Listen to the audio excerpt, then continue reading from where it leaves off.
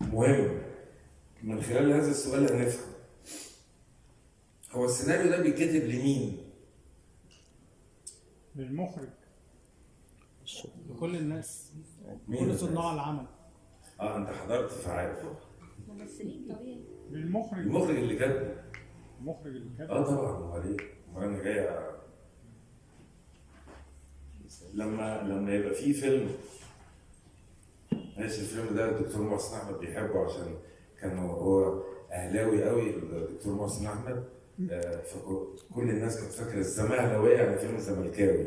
لا، هو نص الكلمه زمالك ونصها اهلي. حاولت اسميه الاهلى الزمواه ما عرفتش، وخدتها من عبد الحليم حافظ لما قال انا زمهلكاوي. فبقت نصها كده ونصها كده.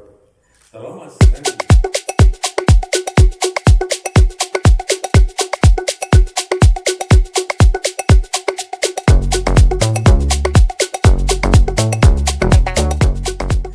السيناريو اتطبع عليه اسم المخرج واسم المؤلف واتقفل كده، يبقى المخرج موافق والمؤلف موافق وجهة الانتاج.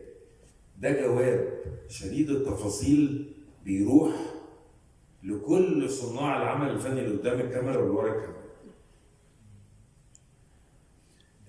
الناس فاهمه ان السيناريو بيتكتب للممثلين بس، بيتكتب لكل المديرين اللي بيشاركوا في صنع هذا العمل.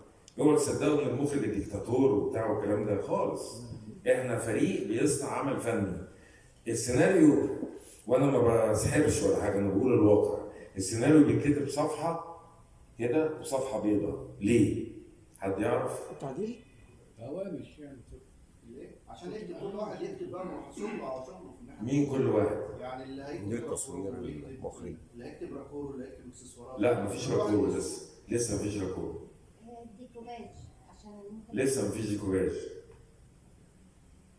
عشان لما انا يعني لو ليا الشرف انه هبعت للدكتور محسن احمد سيناريو فيلم عشان يشتغل معايا، يقعد بقى يذاكر عن مصر، يقعد يقرا، بيكتب ملاحظات ولسه ما عملناش حاجه. امال هو الدكتور محسن احمد انا بعت له ليه؟ عشان يضيف.